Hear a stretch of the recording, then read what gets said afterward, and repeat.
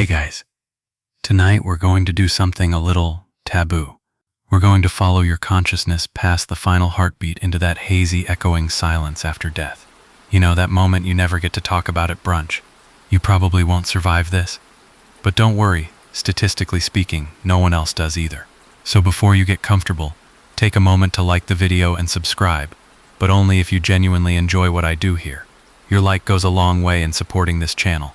And hey, drop your current location and local time in the comments. I love knowing where in the world you're listening from. Now, dim the lights, get cozy, and just slowly drift into lullaby, and let's ease into tonight's journey together. You don't feel your death the way you imagine it.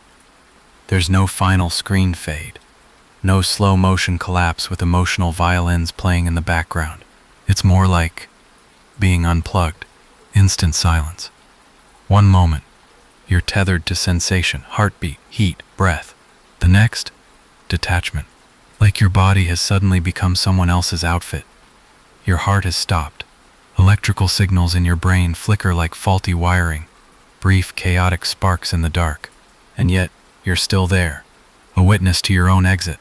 Mainstream medicine defines death as the irreversible cessation of circulatory and respiratory function. But your cells don't get that memo right away. They keep working for a bit. Your brain, still humming for several minutes after you're declared clinically dead. Some scientists believe this leftover activity may be responsible for those strange last moments. Visions of loved ones, bright lights, feelings of peace, or dread. Here's the thing. Nobody alive can confirm what happens next. But a lot of people who almost died claim they saw something. Call it a glitch, call it a doorway. But something cracks open. You might float above your body watching paramedics try to drag you back. You might hear your name being screamed, muffled, as if underwater, and then nothing, or everything. You lose your sense of time, of identity. But weirdly, not your awareness. It's like being wide awake in a place with no gravity, no form, no mirrors. You're not thinking, oh, I'm dead. You're just existing, disconnected from the noise. Some neuroscientists say this is just your brain releasing a final surge of DMT, an endogenous hallucinogen to soften the blow. Others argue that this late-stage brain activity is still too complex to dismiss as random static. A few fringe researchers go further, claiming that consciousness doesn't die with the body. It merely exits the hardware, kind of like pulling a USB from a melted laptop and wondering where it'll plug in next. Scientists still argue whether consciousness is a product of the brain, or if the brain is just a receiver, like a radio picking up the frequency of you. If it's the latter, death may not be an end, just a change of station. Now don't get too comfy, because there's a weird detail here. People who are revived after flatlining often describe similar sensations. Peace, calm, a presence, and a distinct separation from their physical body. Sometimes they describe hovering near the ceiling of the operating room, watching doctors work frantically, even repeating things that were said while they were technically dead. Mainstream medicine chalks this up to hallucination, or an oxygen-starved brain. And sure, that's the safe bet. But here's the kicker. Some patients accurately describe people, events, or objects they shouldn't have had access to, like knowing what color socks the surgeon wore, or who cried first. You can't test death in a lab. You can't double-blind it or run it through a peer-reviewed trial. But you can collect stories, thousands of them, from nurses, from heart attack survivors, from kids, from people who come back changed, sometimes in big ways, like new phobias or personality shifts. Sometimes in quiet ones, like a sudden obsession with owls, or a dream that lingers for years. What if those are breadcrumbs, hints of what we forget the moment we return? Here's a quirky tidbit for your bedtime brain. In ancient Egypt, the heart was weighed against a feather to determine the soul's worth. If your heart was too heavy, laden with sin, you were eaten by a crocodile-headed goddess named Ammit. Game over. If you passed, you got to stroll around eternal paradise with lotus flowers and snack options. Not a bad after-party. In contrast, modern hospice workers, those on the front lines of death, often report patients speaking to long-deceased relatives, describing bright places, or reaching toward invisible figures in their final moments. They're not afraid. They're expectant, curious, as if some part of them knows what's next, even if they never talked about it before. Of course, not everyone gets the soft focus movie ending. Some people report frightening transitions, dark corridors, shadowy figures, a crushing weight of regret.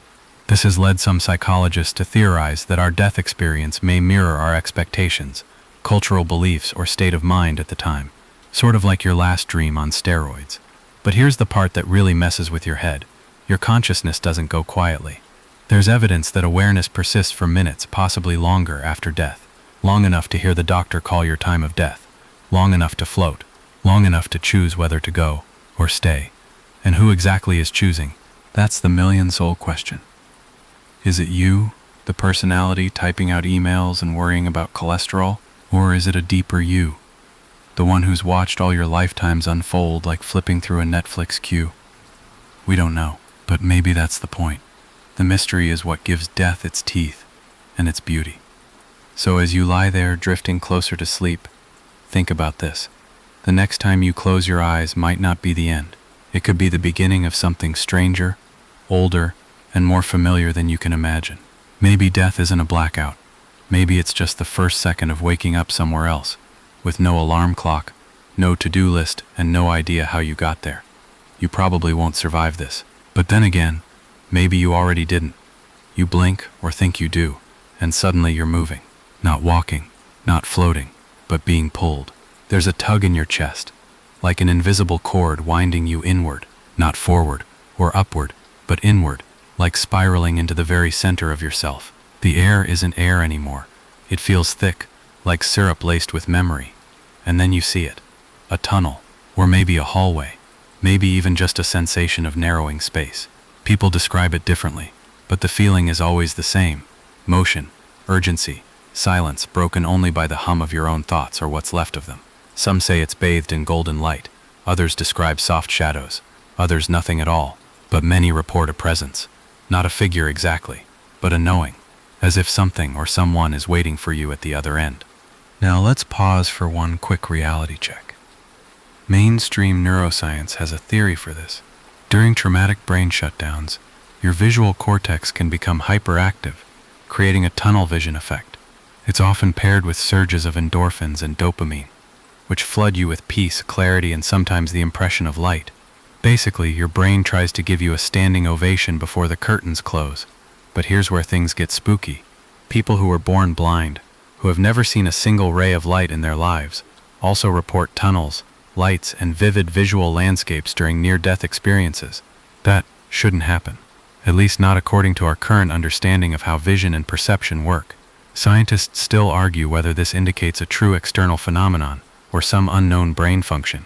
But blind people seeing light? That'll keep you up at night.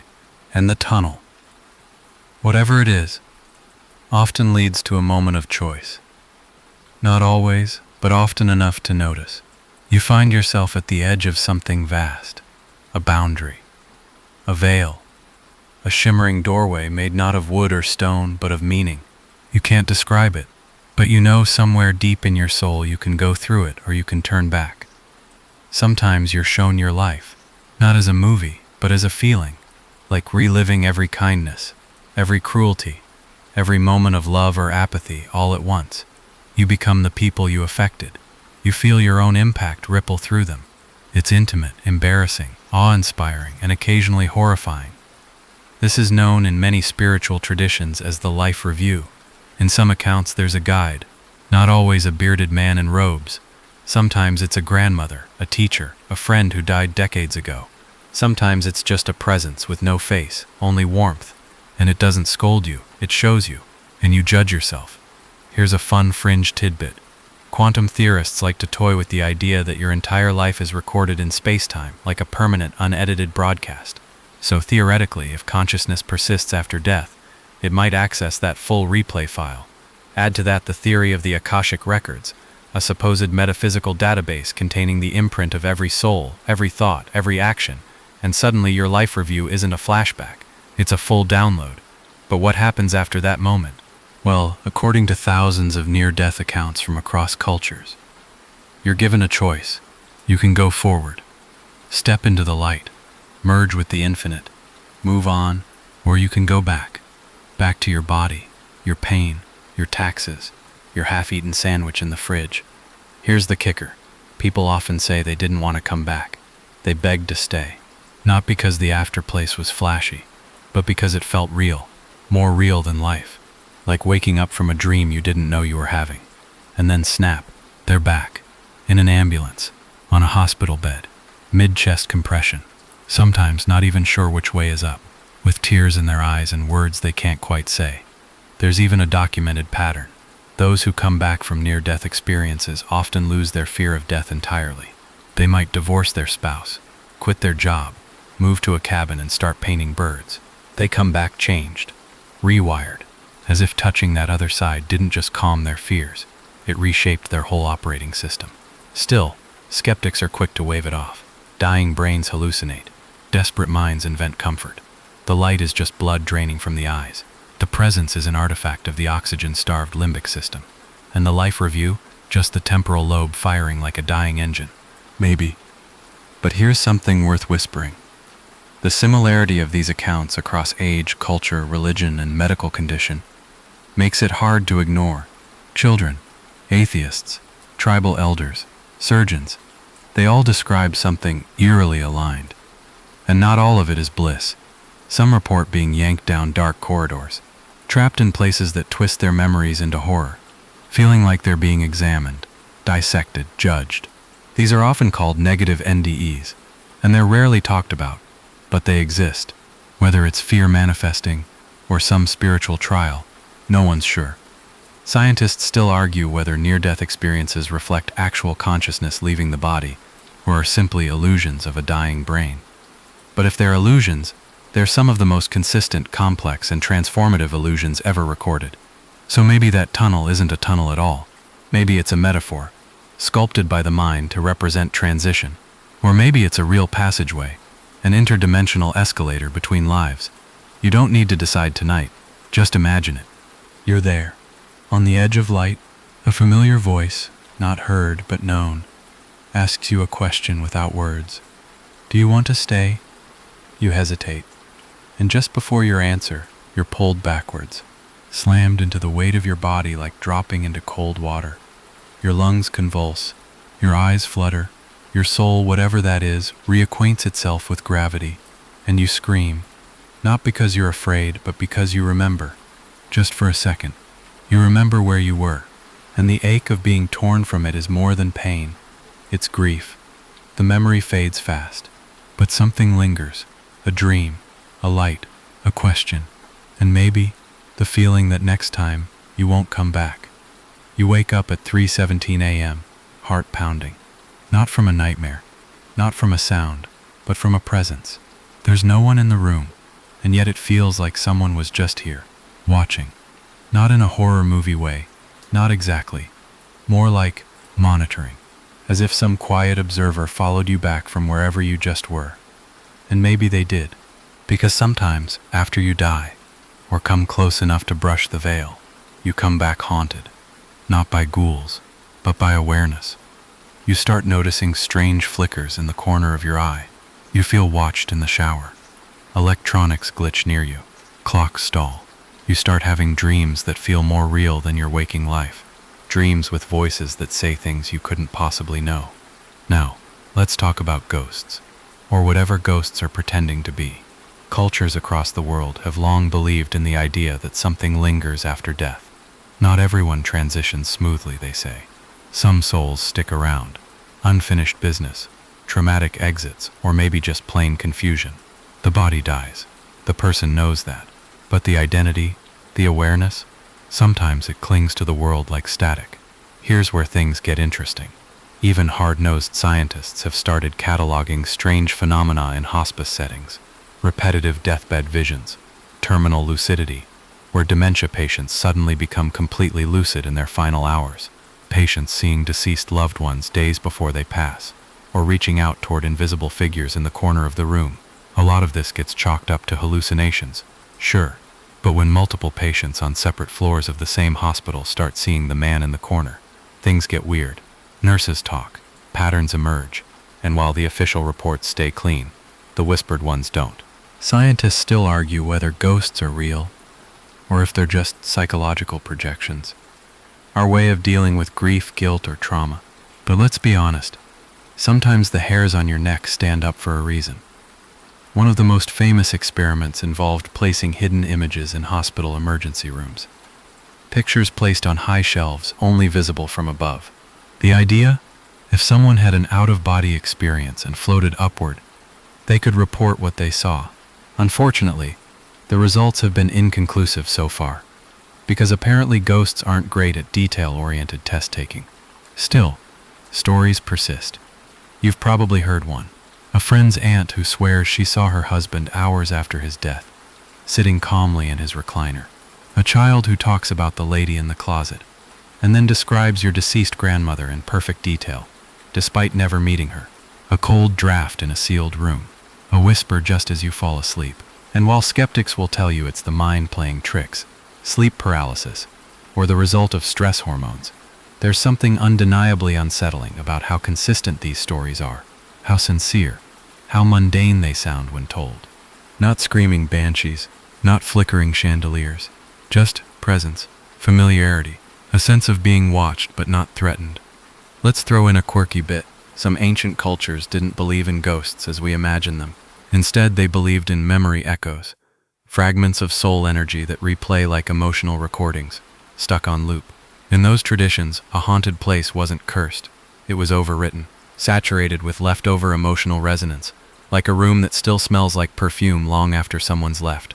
And if you really want to go fringe, there are researchers who claim that ghosts aren't spirits at all, but echoes from parallel timelines bleeding into ours. That feeling of déjà vu? A glitch. That sense of I've been here before. Maybe you have, just not in this version of reality. Even physicists now admit that time might not be linear, that the past, present, and future could all exist simultaneously, layered like pages in a book. If that's true, maybe ghosts aren't behind us at all. Maybe they're beside us, or ahead, still watching. And then there's the idea that not all ghosts are strangers. Some of them might be you. Think about it. If reincarnation exists and your consciousness cycles through lives, what happens if part of your energy gets trapped, fragmented, lost in translation? Maybe that sensation of being followed isn't someone else, it's another version of you. A life you lived in 1742, a life you'll live in 3028. The soul trying to connect with its other limbs through time, like a spider web sensing tension in one of its many threads. You ever stare in the mirror and feel like you don't recognize yourself? That strange moment when your own face seems foreign? Yeah, could be sleep deprivation. Or it could be the echo of someone else looking through you, a previous you. Scientists still debate whether personality is hardwired in the brain or rooted in something more. Call it the soul, consciousness, or just your unique signal in the universe's static. If we're more than flesh, then death might just be a bandwidth shift. And sometimes the old signal bleeds through, so maybe that chill you feel when the room goes quiet isn't just faulty air conditioning. Maybe it's a ripple caused by a presence, a whisper in the frequency, a soul that hasn't finished sinking. And if that makes you uneasy, consider this. Maybe you're the ghost. Maybe you're the one who hasn't fully arrived. You exist between lives, between breaths, between selves. And when someone else hears a creak in the night, or sees a shadow out of place, they might be catching you from a different timeline, a different life, trying to remember who you were, or will be. You shift under the covers. Your room is quiet, but your thoughts are louder now. That's okay. That's where the truth starts to whisper. You're haunted, sure, but maybe that's just the price of being infinite. You lie in bed, eyes closed, trying to fall asleep, but instead something opens. Not your eyelids, not your bedroom door, something inside you, like a hidden trapdoor swinging upward. And suddenly, you're not just remembering your life, you're reliving it. Only it's not quite right. You're 10 years old again, sitting on the swing behind your childhood home. The sky is the wrong shade of blue. The wind smells like spices you can't name. And someone is watching you from the tree line, a version of you that looks older, wiser, sadder. What if that's not a dream? What if that's the life review? The concept of the life review isn't new. It's been mentioned in ancient religious texts, whispered in the accounts of people who flatlined, and even joked about in movies. Your whole life flashes before your eyes. But the real experience, it's not a slideshow. It's not even visual. It's relational. You don't just remember what you did. You feel what everyone else felt when you did it. That snarky comment in middle school. You feel the sting as if you're the one receiving it. That time you gave a stranger a sandwich? You feel the relief swell in their chest. It's as if you're temporarily everybody you ever touched. Imagine that, reliving your entire life, but not from your perspective, from theirs. Now here's where science gently frowns, but doesn't entirely walk away. Neuroscience has shown that the brain is capable of astonishingly fast memory processing under stress. People who've faced sudden death, like falling off cliffs or being in car crashes, often report a rapid cascade of life memories, far too fast to narrate in real time, but vivid nonetheless. Some suggest this is your brain's desperate attempt to make peace with itself before the lights go out, a final scramble to edit the ending. But others argue it's something else, something deliberate, a built-in debrief, an internal reckoning. Some spiritual traditions go even further. They say the life review is not optional, it's cosmic protocol. You don't just see your life, you own it, all of it. There's no external judge, no celestial courtroom, just you and the raw, undiluted truth of how your energy shaped the world. And strangely, it's not cruel. People who've experienced life reviews often describe them as deeply emotional, but not punitive. There's no flaming gavel, no booming voice from above, just understanding. Like having a stern but loving parent walk you through your mistakes without shaming you. You get it. You get you in a way you never could while alive. Here's a quirky fringe theory that tiptoes out of the spiritual and into the speculative. Some believe the life review is holographic, that time itself folds inward at the moment of death, and you become entangled with every person you affected, that your life is not a line, it's a web. And when you die, you become the web. Cue the quantum murmurs. Scientists still argue whether time is linear or looped, whether the past can be revisited or is forever fixed. But if it isn't linear, if time spirals or branches, then a life review might not just be memory, it might be reliving, a literal step back through your own energetic footprints. Imagine being able to walk into your own past and sit with the version of yourself that was hurting, to forgive the parts of you that couldn't do better, to thank the ones who did, not in a metaphorical, therapeutic way, in a real, direct, soul-to-self way. And the rabbit hole goes deeper. What if the life review doesn't end with your life? Some NDE reports describe branching outward, feeling the ripple effects of your choices not just in people you knew, but in strangers. The butterfly effect, up close. That time you were kind to a waitress, she went home a little lighter, treated her kids with more patience, and one of those kids grew up believing the world wasn't so cruel after all. Now imagine feeling all of that, as if the universe is letting you know you mattered, even when you thought you didn't. Of course, it cuts both ways. That offhand insult, that grudge you carried, that selfish decision, you don't get to skip those. They come back, not to punish, but to teach, to round you out, to turn the jagged rock of your life into something smooth, worn, complete. Now let's spin the wheel and peek at the darker corners. There are reports, rare but consistent, of life reviews that go wrong, people reliving only the trauma they caused, feeling trapped in a feedback loop of their worst moments. This is sometimes described as self-imposed hell, not fire and brimstone, just a soul refusing to forgive itself, over and over.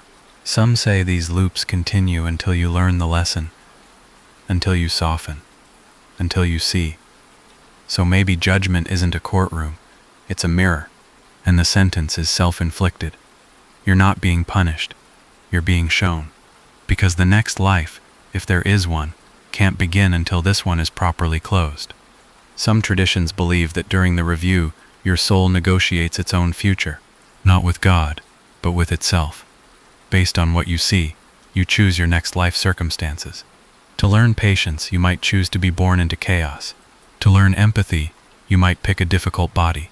You craft your own curriculum. That should make you pause, because it means the hard parts of this life, maybe you chose them, not consciously, but deeply, from a place of wisdom beyond ego. And that brings us to one final point. If you're going to be accountable for your entire life, from every angle in full surround sound emotional clarity, then everything matters. The glance, the joke, the silence. Every act is a brushstroke on the mural of your soul. You don't need to be perfect, but you do need to be present, aware, kind, not because someone's keeping score, but because you will have to watch the replay. And maybe one day, you'll sit down with that 10-year-old version of yourself and say, I remember you. I felt everything you felt. I came back to make it right. And in that moment, across lives and timelines, across choices and regrets, the two of you will smile, and you'll be whole. You're falling again. Not physically, no wind, no drop, just that stomach-flipping sense of descent without movement, like an elevator with no floor, except you're not afraid. You're aware. You're aware that you're dreaming, but this dream doesn't feel like fiction. It feels like something you're remembering, only it's not from this life. Lucid dreaming. It's that rare moment when your mind wakes up inside the dream, when the rules of logic and physics bend under your will. You fly. You breathe underwater. You talk to people who shouldn't exist. But every now and then, something stranger happens. Something most people dismiss because, well, it's just too weird. You access another version of yourself. A version that remembers things you never lived. Scientists still argue whether lucid dreams are just fragments of waking consciousness embedded in REM sleep, or if there's something else entirely, a bridge to alternate cognitive dimensions. But once you've had a lucid dream that feels more real than your daily life, it's hard to pretend it's just neurons playing jazz in your head. Some lucid dreamers describe slipping into past lives, not metaphorically, literally. They'll wake up inside a dream and realize they're not in their current body. They look down and see hands with different skin, a voice in a different accent, clothing from another century. And the weirdest part, it feels normal. As if that identity isn't foreign, it's familiar. You walk the streets of 18th century Paris with perfect ease. You know the alleyways, the people, the local slang. You know who you're supposed to be. And then you wake up in 2025 with cereal on your lap and the haunting sense that you just stepped out of someone else's skin. Could it be memory? Imagination? Sure, that's the safe answer. But when these dreams are recurring, consistent, and filled with historically accurate detail you've never consciously studied, you start asking different questions. One fringe theory suggests that during lucid states, your consciousness temporarily detaches from its current timeline and tunes into a previous incarnation, like switching channels on a soul-wide radio. Think of each lifetime as a different station. Most of the time you're locked into this one. But during certain states, dreams, meditation, psychedelic experiences, you slip through the static. Not convinced? Let's talk about people who can't stop doing this. People like Buddhist monks trained in dream yoga who claim to traverse their previous lives with intentional clarity, or children who spontaneously lucid dream and describe lives with eerie precision, details they couldn't possibly know, or the everyday folks who enter lucid dreams by accident and wake up sobbing from grief they can't explain, over families they no longer have. A surprising number of lucid dreamers have claimed to meet guides inside these dreams, entities, sometimes human, sometimes not, who communicate telepathically and drop unsettling truths. You've done this before, or you chose this life, or you're not done yet.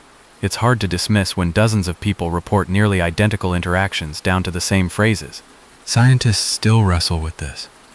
Are these guides just symbolic parts of our psyche? Jung would say they're archetypes, reflections of our subconscious inner compass. But some psychonauts and dream explorers swear they're independent intelligences, existing outside of us, or perhaps within us, but older than us. Let's go deeper. Lucid dreamers sometimes report experiencing death inside the dream, and then watching themselves be reborn. They describe floating above a dying body, feeling the disconnection, and then being pulled toward a new one, a new mother, a new name, a new beginning. Now, if that sounds oddly familiar, it's because this mirrors reincarnation beliefs across countless cultures, from Hindu rebirth cycles to the Tibetan Book of the Dead, from African ancestral memory traditions to modern spiritualist movements. There's this persistent cross-cultural thread that between lives we dream our way into the next. Lucid dreaming might be the rehearsal, or maybe it's the replay. Here's a quirky psychological twist. Some researchers believe lucid dreams serve as cognitive simulations, helping us rehearse for real-world challenges. But others suggest they're more than simulations. They're reflections of other selves, echoes of a multi-dimensional soul experiencing reality through many windows. Ever had that dream where you meet someone who feels familiar, like home? You wake up and wonder who they were. Maybe no one in your current life. Maybe someone from another one. Maybe they're not gone. Maybe they're just waiting for you to remember. It's enough to make you pause before writing off your next dream as random nonsense. And here's where things really spiral. Some lucid dreamers have met other lucid dreamers inside the same dream. Yes, actual humans across continents, who report interacting with each other in a shared lucid dream space, then confirming the details afterward. The odds of it being coincidence, astronomical. It's not mainstream science. Not yet. But it's real enough to make some sleep labs curious. Real enough that parapsychology departments have quietly begun studying dream convergence. So what does all this mean? Maybe dreams aren't just idle play. Maybe they're maps, portals, memory vaults. Maybe the moment you become lucid isn't just a light bulb, it's a key to the doors you forgot existed. Because you've been here before, not just in dreams, in lives, in bodies, in cities that no longer stand. And every now and then, when your brain is quiet, when your mind slips into that liminal hum between worlds, you remember the war you died in, the child you left behind, the lover you never met again. You remember lives stacked like books in a forgotten library, and you wonder how many more are waiting for you to check them out. So the next time you find yourself lucid, don't wake up. Ask a question, any question, and listen to the answer. Because someone might just whisper back, "You've always been here." You open your eyes one morning, and something feels off. Not in a bad way, just different. Like the world has been reset slightly to the left. The colors feel brighter, but in a way that doesn't make sense. The noise of the fridge hums like it's part of a symphony, and you feel lighter, not in your body, but in your being, as if something deep inside was dusted clean while you slept. Congratulations, you just got the upgrade. Because every night when you sleep, your brain performs a soft reset, clearing emotional clutter, balancing chemicals, rewriting thought loops. But what if it's not just neurological? What if this reset is something bigger? Mainstream science tells us that sleep is when your brain consolidates memories and processes emotion. It shuffles through the emotional chaos of the day and files it into neat little folders. That gut punch of embarrassment from 12 hours ago, filed. That quiet pride from helping someone cross the street, stored. That irrational spiral of anxiety about the meaninglessness of the universe, still in the recycle bin. But we're working on it. But fringe thinkers, and some not-so-fringe neuroscientists, are starting to ask a new question. What if sleep isn't just restorative? What if it's directive? What if it's not only a chance to rest, but a chance to course correct? You see, during REM sleep, your brain doesn't just dream, it runs simulations. Tiny, tightly packed cognitive replays where you encounter situations, react, and learn. Some are nonsense. Others feel suspiciously like messages. A missed friend, a cryptic sentence from a stranger. A scenario that shouldn't matter, but lingers for days. Scientists still argue whether dreams have meaning or are just brain noise. But here's a twist. People who are emotionally dysregulated, depressed, anxious, traumatized, often report vivid, chaotic dreams.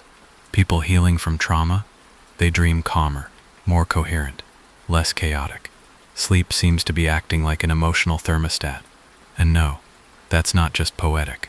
During REM, your amygdala, the part of your brain responsible for fear and emotional response, gets dialed down, while your prefrontal cortex, logic, regulation, stays active. This balance allows you to re-experience difficult events without the emotional spike. It's as if your brain says, "Hey, let's rewatch that breakup, but this time with popcorn and less crying." But let's peel back the science and go deeper. There's a concept called noetic information, the idea that during altered states like dreaming, your mind taps into a wider intelligence. Some say it's the collective unconscious, others the oversoul, a higher self steering the wheel. Whatever the name, it's the idea that sleep doesn't just clean the mind, it receives instructions.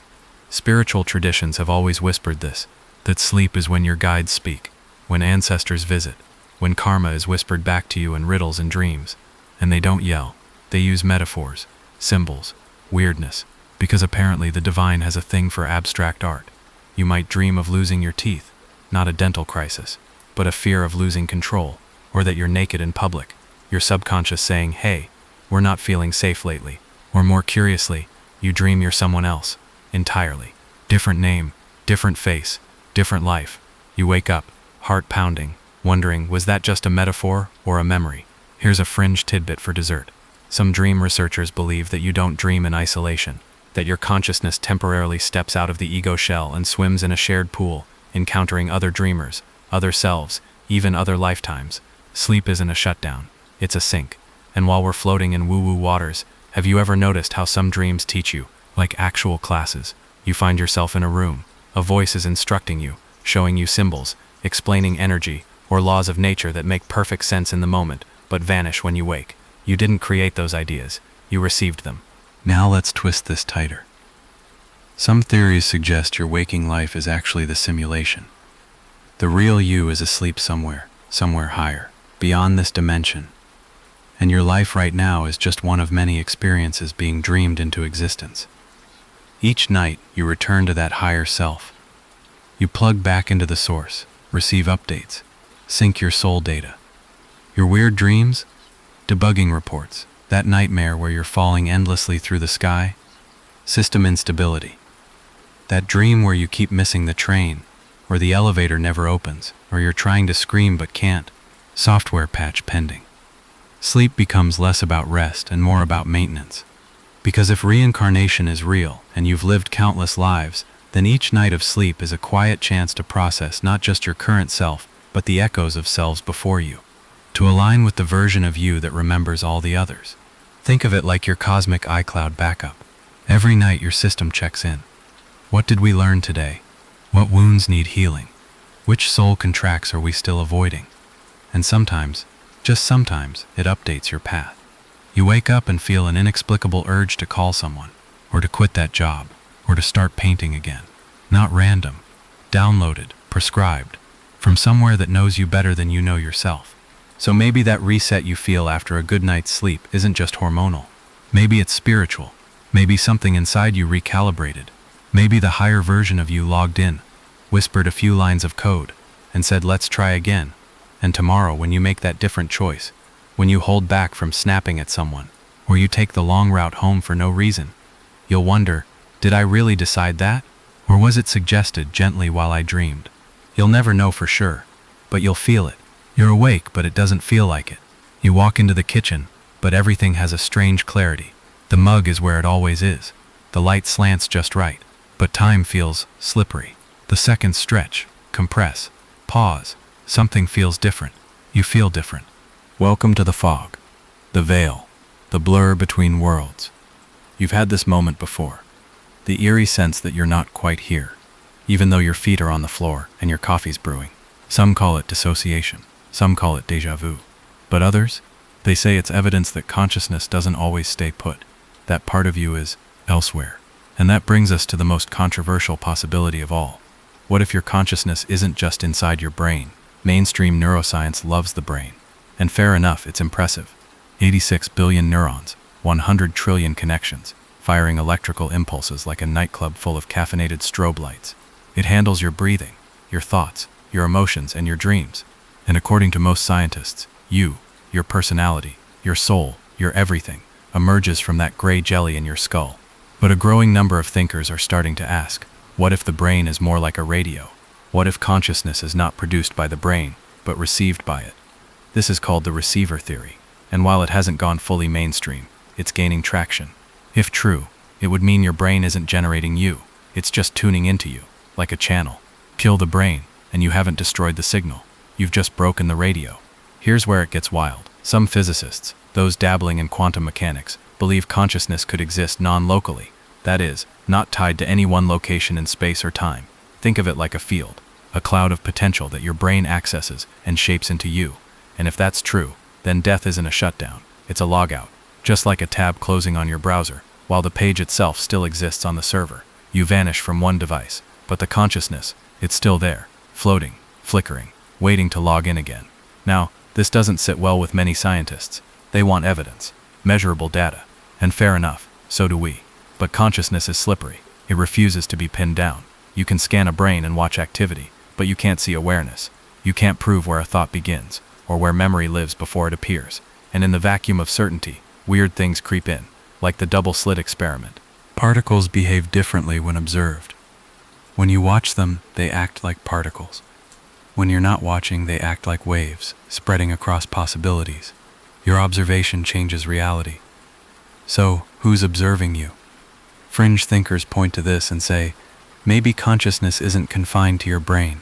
Maybe it exists across quantum states, able to shift, expand, collapse into bodies the way water fills containers. Maybe after death, it simply expands again, out of the tight skin of identity into the wider ocean of being. Maybe your soul is less of a passenger and more of a pattern, a repeating waveform that re-enters the physical world again and again. Reincarnation, meet quantum entanglement. Ever heard of quantum entanglement? It's when two particles, no matter how far apart, remain connected. Affect one, and the other reacts instantly. No time delay, no distance. Spooky, right? Now apply that to you. What if every version of you, past lives, future lives, alternate lives, is entangled? What if decisions made in one life ripple across timelines? What if your sense of unease at 3 p.m. on a Thursday is actually your 15th century self getting tossed in a moat?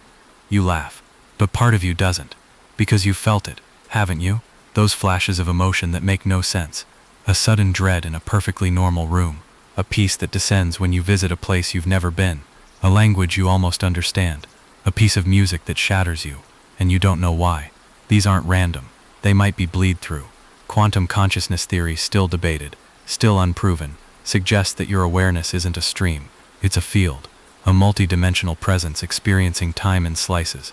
The part of you reading this is just one thread in a tapestry woven from hundreds, maybe thousands of lives. Each night when you sleep, that awareness unhooks slightly. The receiver softens, static seeps in from the other stations, and you dream in accents that aren't yours. You ache for people you've never met. You remember things that haven't happened.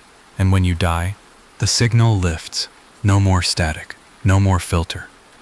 You become all of it again. The you who farmed rice in the 1400s. The you who died at birth in 1963. The you who hasn't been born yet, but already dreams of stars. You don't disappear. You disperse. And if this sounds comforting, don't get too cozy yet, because it also means you're responsible for more than just one life. Every choice echoes across the field. Every kindness expands your signal. Every cruelty distorts it. Reincarnation isn't a reward system. It's an algorithm. Improve your signal. Tune cleaner. Broadcast better. And when the receiver breaks, you'll find another. Maybe not right away. Maybe not even here. But you'll tune in again. You always do. Because consciousness, like energy, doesn't vanish. It adapts. You jolt awake in the middle of the night, heart hammering. Your limbs won't move. Your breath catches in your throat. And then out of the corner of your eye, you see it. A figure, shadowed, still, watching.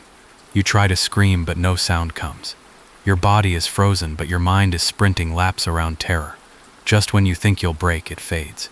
The pressure lifts. You sit up, sweating, shaking, very much awake and very much confused. Welcome to sleep paralysis. Or, as millions across cultures believe, welcome to your astral departure gate. Now let's clarify. Sleep paralysis is a well-documented neurological phenomenon. It occurs when your body remains in REM-induced paralysis while your mind wakes up prematurely. It's meant to keep you from acting out dreams, but when the timing's off, you get trapped between sleep and wakefulness. You're aware, but immobile. Doctors will tell you the dark figures? Hallucinations. Your brain misfiring under stress. Harmless, though terrifying. But across history and across continents, people have described sleep paralysis differently. As a gateway, a moment of separation, not malfunction. A chance to step out of the physical form and wander. What if they're right? Cultures have called it many names. The old hag, the night demon, the shadow man. But in spiritual circles, it's also the first step of astral projection. The idea that your consciousness, or astral body, can detach from your physical self and explore other dimensions, other planes, other lives. And here's where things get really strange. People who've practiced astral projection, intentionally, describe the same sequence. First, the paralysis. Then the vibration, a buzzing in the spine, ears, or chest. Next, the shift, a pulling, a rolling, a sudden snap, and then freedom, floating above their own body, able to drift through walls, ceilings, time. Skeptics say it's just lucid dreaming, a hyper-real illusion created by a starved, overstimulated brain. But thousands of accounts, ancient and modern, describe identical sensations, and not all of them were trying to astral project. Some stumbled into it, others trained, and a few say they were pulled, dragged, called. By what exactly? That's the question that keeps even the bravest explorers up at night. Here's a fringe tidbit. The ancient Egyptians believed in the Ka and the Ba, two components of the soul. The Ba could leave the body during sleep and death, journeying between realms. The Ka stayed behind, tied to the physical. Together they made a complete soul. Astral projection was not fantasy, it was survival, training for the afterlife. Some modern astral travelers describe meeting others on these journeys, entities, people, sometimes versions of themselves, a past life perhaps, or a future one, or a parallel echo, playing out its own story in a world just one layer removed from this one. They describe traveling to familiar places, childhood homes long since gone, cities that feel ancient yet advanced, endless libraries, floating markets, deserts under 3 moons, and sometimes they describe hovering above the earth, staring down at their sleeping body, and realizing just how temporary it all feels. Scientists still argue whether out-of-body experiences are real in the external sense, or just vivid internal experiences, shaped by culture and expectation. But even they admit something curious. During near-death experiences and high-stress states, the brain does seem to construct a spatially coherent reality outside the body. But who's to say it's constructed? What if it's accessed? What if during astral projection you don't imagine other planes, you enter them? And here's where reincarnation creeps back in. Many who travel astrally describe encountering places that feel profoundly familiar, despite never visiting them. They know the streets, the language, the customs. They walk past people who seem to recognize them from another life. And more than once, travelers describe meeting guides who say, "You've been here before. You'll return again." In these realms, time flows differently. You might spend hours, or what feels like years, in a single journey, only to snap back and find minutes have passed. Some say they revisit old incarnations. Others say they glimpse their next one. And a few, just a few, come back with new phobias, new talents, or fluency in languages they've never studied. Coincidence or memory? Let's entertain a theory. Reincarnation isn't just linear, it's holographic. You don't live one life after another like pearls on a string. You live many lives simultaneously, in different frequencies. Your astral self is the thread weaving through them all. Each night when you sleep deeply, that thread loosens. You drift, sometimes randomly, sometimes guided, and if you're lucky or brave, you'll wake up between worlds, not fully here, not fully there. You'll catch the echoes, a name in a foreign tongue you've never learned, a scar that doesn't belong to this body. A memory you know is yours, even though it couldn't be. So maybe that terrifying moment when you can't move in bed isn't a malfunction at all. Maybe it's your cue, your invitation. Not every traveler answers the call. Fear keeps most anchored. But the ones who go, they come back different, softer, wider, stranger, as if they've seen something that burned the edges of their identity and left behind only questions. And if you're wondering whether you have astral traveled, you probably have. You just forgot. Because in the moment of return, your consciousness passes through a filter, a mental firewall that protects the waking self from too much truth at once. Only fragments remain. That dream, that feeling, that whisper at 3:17 a.m. The next time you find yourself paralyzed in bed, don't fight it. Breathe, listen, and ask the presence in the room, not with fear, but with curiosity. Where are we going tonight? You might be surprised at the answer. You wake up drenched in sweat, heart racing from a dream you can't hold on to. You try to chase it, but it slips away like smoke in sunlight. It was vivid, so real you could smell the dust, feel the cold metal, taste the fear or joy or sorrow of something ancient. But within 10 minutes it's gone. Not just forgotten, erased. Why? Why is it that dreams, especially the ones that feel important, vanish so fast? Neurologically, we know that the hippocampus, the brain's memory gatekeeper, doesn't function the same during REM sleep. It's like trying to write on a fogged-up mirror. The brain prioritizes emotional memory and motor skills during sleep. But narrative memory? Not so much. Which means your dreams don't get filed away like your grocery list. They just drift. But what if they don't just drift? What if they're taken? There's a theory, mostly whispered by mystics and people who journal obsessively, that dream forgetting is not just a biological glitch. It's intentional. A built-in amnesia. A firewall designed to keep you grounded in this life, this identity, this storyline. Because if you remembered everything, all of it, you'd crack. Think about it. If reincarnation is real, if you've lived hundreds or even thousands of lives, then dreams might be the access point to those other yous. And if you could recall them all at once, good luck making it through your morning meeting without existential nausea. So maybe forgetting is a mercy, or maybe it's enforced. Let's go full fringe for a moment. Some esoteric traditions claim there are guardians, beings, systems, frequencies, tasked with ensuring that you don't remember too much, that the veil stays in place, not out of malice, but necessity. You agreed to this. Before you incarnated, you chose to forget, chose to immerse fully, chose to play the role. Why? Because remembering would break the game.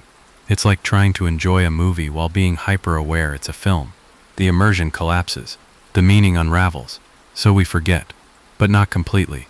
You ever wake up with a strange phrase echoing in your mind, a sentence that makes no sense but feels true? You ever scribble down a dream and read it later, only to feel like someone else wrote it? Those are leaks, tiny memory leaks from the other side. Scientists still argue whether dreams serve any evolutionary purpose beyond emotional regulation. But if they're just mental static, why do they feel so coded sometimes? Why the consistent symbols, the recurring people, the old cities you never visited but know better than your own neighborhood? Here's a curious pattern. Children between ages 2 and 6 are more likely to remember dreams and more likely to report vivid, detailed memories of other lives. They talk about previous families, unusual deaths, strange countries, with eerie confidence. Then around age 7 it stops, almost like someone flicked off the signal. Researchers chalk this up to imagination, but some think it's more than that. That young children haven't yet fully settled into this incarnation. Their soul still floats, their tuning dial not yet locked in. Dreams, for them, are not just narratives, they're flashbacks. And here's a strange story you've heard before but probably dismissed. A little boy insists he died in a plane crash during World War II, gives the name of his previous self, the ship, the town he came from, his best friend's name, his favorite food. His parents, panicked and skeptical, investigate. Every detail checks out. This isn't an isolated case. It's one of thousands collected across cultures. And in nearly every one, the memories fade by adolescence, as if a curtain slowly descends. But why would we forget past lives at all? Isn't remembering them the whole point? Maybe not. Maybe the forgetting is the point. Each life is a clean slate, a chance to meet old souls in new masks. To love again, fight again, forgive again, without bias. If you remembered everything, you'd drag old grudges, old regrets, old pain into new bodies. And what would be the point of starting over if you were still stuck in the same story? But your soul, it remembers, even if your mind doesn't. It nudges you through dreams, through attraction and aversion, through irrational fear and inexplicable love. You meet someone and feel like you've known them forever. You visit a place and feel heartbreakingly homesick. You have a dream so powerful it rewires your life direction, despite forgetting the details. Those are fragments, breadcrumbs, and some people, usually those who meditate deeply, journal obsessively, or experience trauma-induced ego death, start to piece them together. They break the forgetting, not all at once, not cleanly, but enough to remember that they've been here before. Still, most forget, by design, because living fully in the now requires letting go of the then. But here's a comforting twist. Even if your brain forgets, your energy does not. Your fears, your desires, your gifts, they come from somewhere. That phobia of drowning? Maybe you didn't just watch a documentary once. Maybe you drowned once. That instant fluency with music, languages, healing, creating? Maybe you didn't learn it. Maybe you remembered. So maybe, just maybe, the forgetting isn't a flaw, it's a feature. And when it's time, when your soul is ready, something will trigger the remembering. A face, a dream, a death. And in that moment, just for a heartbeat, the veil will flicker, and you'll whisper, "Oh, there you are." You're standing in line, waiting for coffee, when someone cuts in front of you. No apology, just a blank stare. Your jaw tightens, your blood simmers, and then something strange. You don't just feel irritation, you feel a flicker of recognition. Not of their face, but of the energy. You don't know them, but part of you does. And maybe, just maybe, you've met them before. Not in this life, not in this city, but somewhere deeper. This is karma, not the social media meme version. Spill your tea and the universe spills it back. No, real karma isn't cosmic revenge. It's not an invisible referee waiting to throw a flag on your bad behavior. It's a system of momentum, an energetic ripple effect, that doesn't just move through one life, it threads through many. In nearly every culture that believes in reincarnation, karma is the glue that connects one life to the next. It's the subtle, invisible code that determines the body you're born into, the lessons you face, the people you magnetize. It's not punishment, it's not reward, it's continuation. And it's way more complex than good equals good, bad equals bad. Imagine you drop a stone in a still pond. The ripples don't just move outward, they bounce, refract, echo. That's karma. Your actions, intentions, and choices send energetic pulses through the lives around you, and those pulses don't vanish. They loop, they find you again. Sometimes in this life, often in the next. Let's get real. Life is unfair. Good people suffer. Cruel people prosper. It makes no sense if this is your only life. But if you've lived dozens or hundreds, if you're part of a wider arc of consequences and growth, then things start to align. Not neatly, not like a spreadsheet, but soulfully. Scientists still argue whether karma is just psychology dressed up in metaphysics. Some believe what we call karma is actually behavioral patterning, unconscious cycles we carry forward through trauma, culture, or epigenetics. If your great-grandmother lived in fear, maybe her stress hormones changed her DNA expression. Maybe you inherited her karmic state biologically. But science hasn't closed the case, and karma, real or metaphorical, keeps showing up in stories, in patterns, in pain that has no visible origin, in love that moves too fast, too deep. Here's a fringe gem. Some reincarnation researchers believe that major life events are agreed upon in advance, part of soul contracts made between incarnations. You didn't just end up with that stubborn sibling or neglectful parent. You chose each other to play roles, to mirror wounds, to help evolve. Sometimes karma comes as people, sometimes as obstacles, sometimes as themes, repeating motifs. Ever notice how you keep attracting the same kind of boss, the same emotional dynamic in every relationship? That recurring money struggle, or that exact flavor of betrayal that's followed you for years. That's karmic curriculum. And no, you don't deserve it, but you designed it, not from a place of masochism, but mastery. Your soul saw what you hadn't learned, what still blocked your growth, and scheduled it in, like emotional weight training. Heavy, yes, but not pointless. And here's the kicker. Karma isn't just reactive, it's creative. You don't just receive it, you generate it. Right now, with every choice, every silence, every intention, that person you forgave today, that ripple echoes, that stranger you helped without being seen, the energy doesn't vanish, it stores. And when your next life begins, it shapes the terrain. Maybe it softens your path, or maybe it introduces you to a soul you helped centuries ago, this time as your child. Here's where things get really philosophical. If karma ties lives together, what about the bad guys? What happens to the tyrants, the murderers, the truly cruel? Some traditions say they come back into the world they created, not as punishment, but as experience.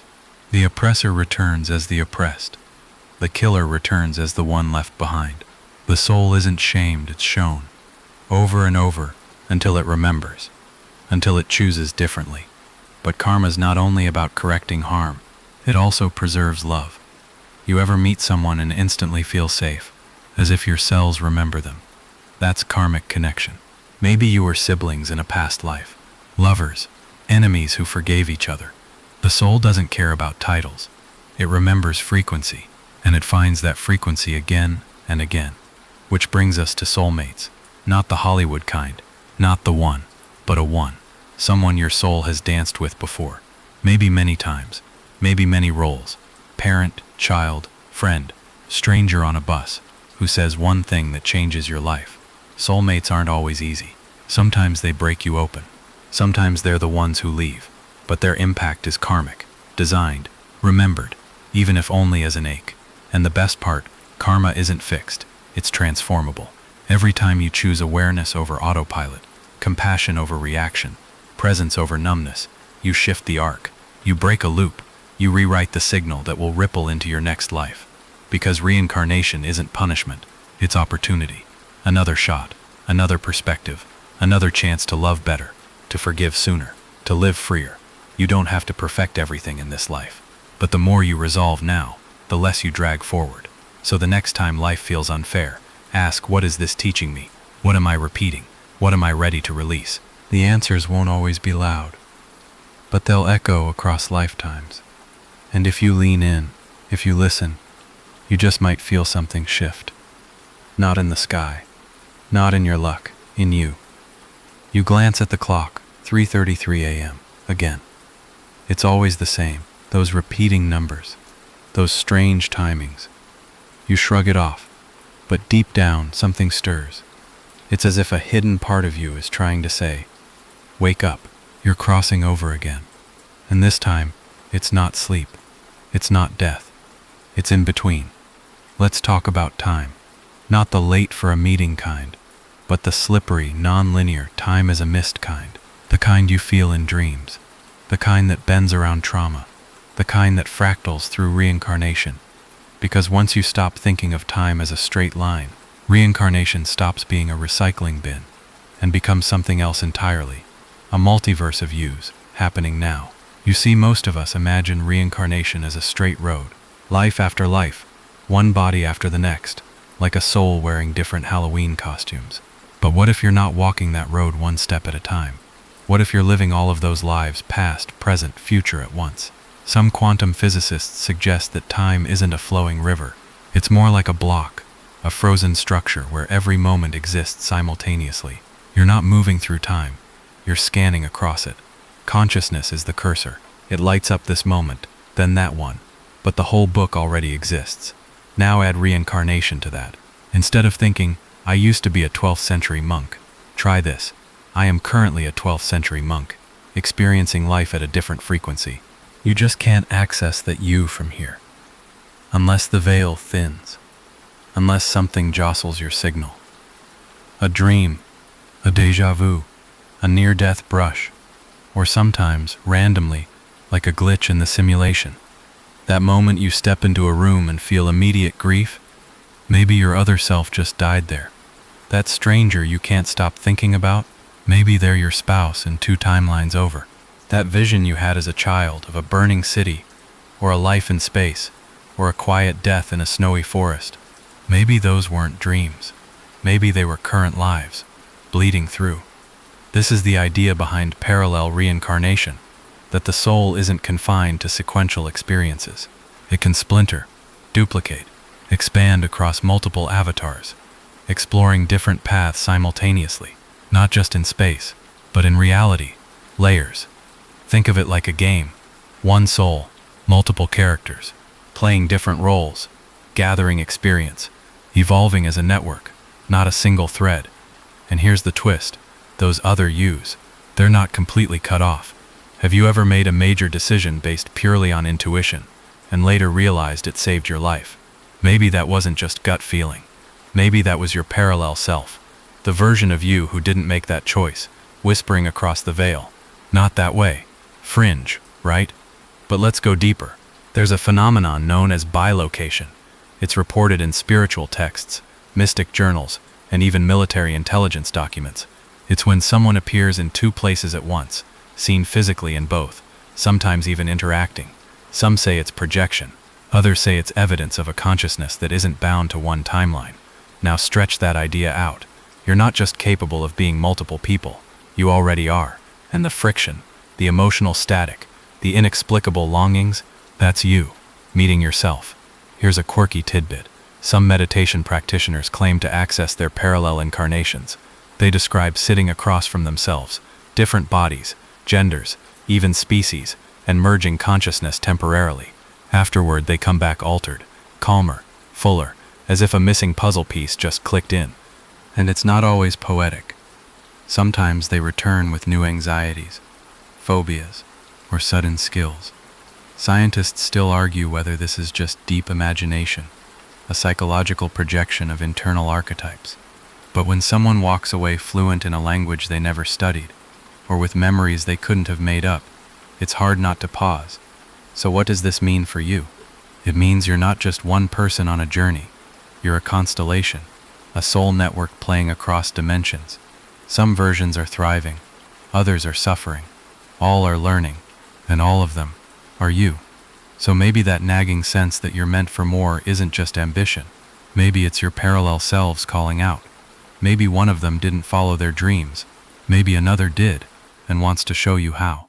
You're not waiting for your next life, you're living it. Right now. Somewhere, in a world not so different from this one, you're making different choices, loving different people, healing wounds you haven't even opened yet. And if you get still enough, if you close your eyes, soften your breath and listen, you might hear something between your thoughts. Not a voice exactly, not words, just a pull, like a thread tightening through time, like a whisper from a life that isn't here, but is still yours. And maybe, just maybe, the more you live this life fully, the more you free the others, not because they're separate, but because they're all reflections. Every act of courage, of kindness, of awareness here, shines light through the whole network. And you become the bridge. You meet someone new, and there's no polite warm-up, no awkward small talk, just instant recognition, a strange electricity, as if a switch flips and suddenly you remember them, though you've never met. It's not just chemistry, it's not even love at first sight, it's something older, it's soul contract territory. In the world of reincarnation, soul contracts are the spiritual equivalent of group projects, except instead of term papers, you're designing lifetimes. Before you're born, the theory goes, your soul gathers with others, family, friends, even enemies, and you make agreements, not like a legal contract with fine print and a notary, but more like, I'll challenge you in this life so you can grow, or this time, I'll break your heart, next time you'll help me heal mine. It's not karmic punishment, it's collaborative evolution. You incarnate together, not always in the same roles, not always with the same closeness, but always with purpose. Your emotionally unavailable parent, contract. That random stranger who said something that shifted your worldview forever, contract. Even the friend who betrayed you, forcing you to finally stand up for yourself, contract. Not because you deserve pain, but because you asked for growth, and it doesn't end with just people. Some traditions believe you also make agreements with places, circumstances, and events. You choose the location of your birth, the body you enter, the conditions you face. Even your challenges are part of a blueprint your soul helps draft, alongside other souls doing the same. Scientists, of course, don't touch this. There's no lab test for pre-birth pacts, but there are patterns that raise eyebrows. Why do we return to toxic cycles until we finally make different choices? Why do people report sudden soul memories during important meetings, like déjà vu on steroids? Why do so many spiritual awakenings begin with heartbreak? Because contracts often activate through friction. The moments that shatter you also wake you. They tear through ego, routine, identity, so the deeper self can emerge, so the agreed-upon lesson can unfold. And if you're wondering, why would I sign up for pain? Don't worry, everyone asks that. But the soul doesn't fear pain the way the human mind does. To the soul, suffering isn't a failure, it's a forge. It reshapes. It burns away what doesn't serve. And often it reintroduces you to people you've danced with for lifetimes. There's a term in the spiritual world, soul group. It means your reincarnational inner circle, a group of souls who incarnate together again and again, trading roles, working out karmic knots, pushing each other toward awakening. In one life you're the mother, in the next the son. Sometimes best friends, sometimes rivals. You think it's random, but your souls remember and build on it. That's why certain relationships feel impossibly deep, impossibly fast, or why others feel loaded with unspoken tension. Sometimes love doesn't make sense on paper, but it feels eternal, because it is. Here's a quirky detail. Some regression therapists claim clients under hypnosis identify the same core group of soul members over multiple sessions, even when the client doesn't remember saying so. The names change, the faces vary, but the essence, the connection, constant.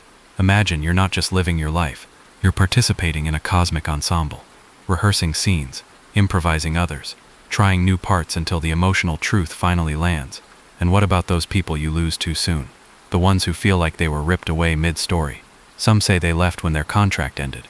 Their role was complete, not in a cold destiny is fixed way, but in a deeper trust. They came to deliver something, or to catalyze something in you, and when their part was done, they exited.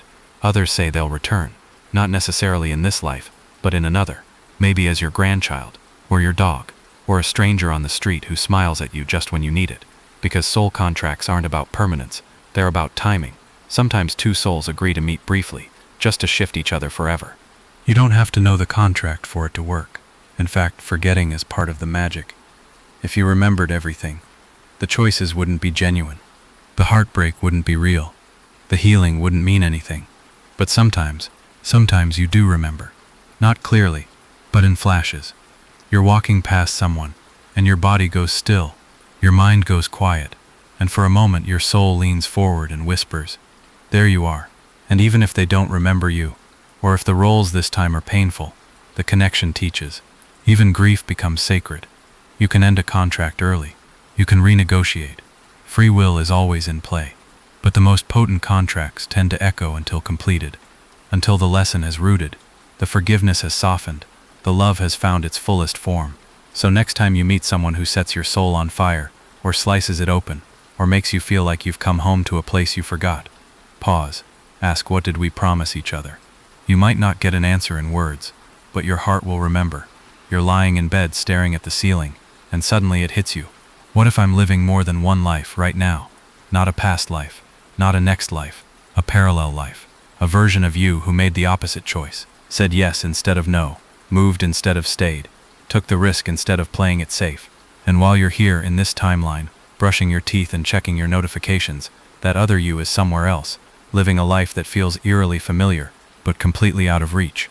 This is the multiverse theory, where reincarnation isn't a single thread stretching through time, but a web, a lattice of timelines, all unfolding simultaneously, some with minor changes, others with radically different physics, and at the center, you, sort of. Multiverse reincarnation is the idea that your soul doesn't just reincarnate in sequence. It splinters across dimensions, experiencing multiple realities at once. Not because it's bored, but because it's learning more by living more. You might be a writer in this life, and a violinist in another. You might be childless here, and a mother of 5 in another strand. You might be kind in one, and cruel in another. And while each version is unique, they're all you, sharing the same higher self, the same core consciousness, stretched like light through a prism. Here's the weird part. Sometimes those versions leak through. Have you ever had a dream where you were yourself but not quite? The clothes were different. The language was unfamiliar. But you knew things you shouldn't, or recognized people who aren't in this life, but who felt like family. That might not be a dream. That might be a ping from another timeline. A temporary sync between your parallel lives. A glitch in the veil. Scientists still debate the multiverse. The math says it's possible. Quantum mechanics opens the door. But consciousness in multiple realities? That's where science quietly steps aside, and the soul starts talking. Some mystics describe meditating so deeply they shifted into another self. Not metaphorically, literally. One moment they're in this life, next they're viewing another. One with a different name, body, home, and when they return they're altered, carrying the weight or wisdom of a second self. Here's a fringe tidbit. Some spiritual traditions believe we don't just reincarnate across Earth timelines but across worlds. That the soul isn't exclusive to this planet or dimension. That you might be living a life in a completely different reality framework with different rules, technologies, even species. Ever feel like you don't belong here? Like Earth's logic never quite made sense? Maybe you came from somewhere else. Maybe you're still there too. You. Think of it this way. Your soul is a theater troupe. You're not watching one character grow through time. You're directing multiple shows on multiple stages. Some tragedies, some comedies, some so surreal they'd make Salvador Dali squint. Each version plays out a possibility. Each path explores a lesson. Each timeline gives you another angle of the same eternal question. What does it mean to be me? And sometimes those versions overlap. Ever had a decision that felt way heavier than it should? Like the entire universe tilted for a moment as you chose. That might be a crossroads, a timeline fork. And while you went one way, another you didn't. They took the other road, and you both kept walking. Diverging realities, forever linked. Some call this timeline bleed. The strange memories you can't place. The phantom feelings. The faces in dreams that haunt you without context. It's not déjà vu. It's you, peeking into yourself. And here's a thought experiment. What if the past life you remembered wasn't before this one, but is happening right now, and your access to it came because your frequencies aligned? Like 2 radio stations momentarily playing the same song. You don't just reincarnate forward, you reincarnate around. And here's the kicker. What you do here matters there. Consciousness may be quantum entangled across timelines, meaning your healing now. It ripples. Your forgiveness. your courage, your awareness. It upgrades not just your current self, but your whole soul network. You're not a solo traveler, you're a symphony. And when you meditate or dream, or slip into that half-awake state just before sleep, you sometimes hear the music, feel the pull, catch the scent of a life that isn't this one, but is yours all the same. So when you find yourself aching for something you can't name, missing someone who doesn't exist, grieving a home you've never seen, pause. That might be you calling. From across the web, from another version of yourself, whispering, "We're still connected. Keep going. We're learning together." You're sitting quietly, maybe journaling, maybe meditating, maybe just zoning out, and then something unexpected happens. A memory that isn't yours flashes through your mind, a battlefield under a sky you've never seen, a woman's face, wrinkled with love or loss, the grip of a tool, worn and heavy in your palm, but you've never touched it. You weren't trying to remember, and yet here it is, crystal clear, personal, emotional. You weren't there, but part of you was. This is what people call a past life flash, and it's not as rare as you might think. You've probably had them. Most people do. But they dismiss them as imagination, déjà vu, a strange dream, a feeling they can't explain and don't want to dig into. Because, well, what if it's real? What if for just a moment, your soul gave you a breadcrumb, something from another version of yourself, another lifetime, another lesson? Because that's what past lives are. Not just stories, but lessons in progress. And not all of them are clean. Some are traumatic, some are tragic, some are beautiful, and all of them leave behind residue, energy that sticks, behaviors, preferences, wounds, instincts that echo across lives, waiting for acknowledgement. Scientists still argue whether past life memories are simply fabricated from bits of subconscious material, constructed by imagination to fill gaps in identity. And yes, the brain is wildly creative. It can weave compelling narratives from the smallest fragments. But then there are the children. The 3-year-old who describes the factory he worked in before the war. The 5-year-old who remembers dying in a plane crash, names the aircraft, the base, his crewmates. The 7-year-old who tells her mom, "You're not my real mommy. My other mommy wore big dresses and baked flatbread." And then there are the adults. People who've had intense regressions under hypnosis and emerged with memories they verify later. Places that exist, names they've never heard, skills they've never learned until they pick up a brush, a tool, a sword, and somehow already know. Coincidence? Possibly. But when those memories come with emotion, deep, unshakable emotion, it's hard to write them off. Here's a quirky tidbit. Some regression therapists report that phobias and chronic pain often vanish after someone recalls their origin in a past life. Fear of drowning disappears after reliving a water-related death. A mysterious birthmark stops aching after uncovering its connection to an old wound. It's not magic, it's integration. You don't remember past lives to relive them. You remember them to release them. Your soul, like any good student, learns through repetition. And when a lesson isn't learned, it gets repeated. You incarnate again and again into scenarios that test the same themes until you break the pattern.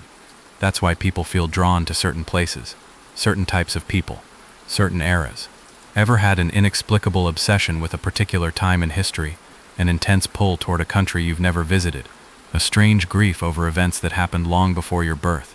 That might be nostalgia, or it might be memory. Your soul catalogs everything, not like a filing cabinet, but more like an emotional fingerprint. And sometimes, when the moment is right or the healing is ready, it lifts the veil just enough to let something through. But you have to be quiet to hear it. Past life memories don't scream. They whisper. In dreams. In patterns. In that unexplainable gut feeling that says, "I've done this before." And here's where things get complicated. Remembering isn't always pleasant. Sometimes what surfaces is guilt, rage, grief so vast it has no current source. And that's okay. Because remembrance isn't about punishment. It's about integration. The past self rising, not to take over, but to hand you a missing piece. And when you accept it, your path becomes clearer, your instincts sharper, your compassion deeper. Because now you're not just walking through this life, you're walking with all of you. And sometimes that means making different choices, breaking old loops, saying no to the same emotional contracts, recognizing the lesson mid-pattern, and stepping off the ride.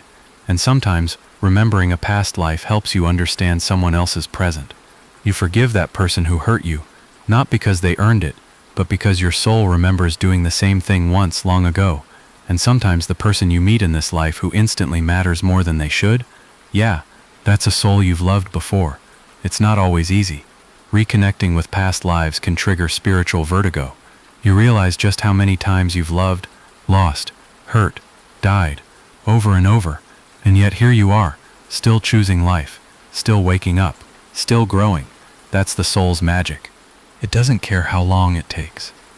It just wants to remember and finally to heal. So the next time something stirs inside you, some strange grief or joy or urge, you don't need to understand it fully. Just listen. Maybe your past self is knocking. Maybe they have something to say.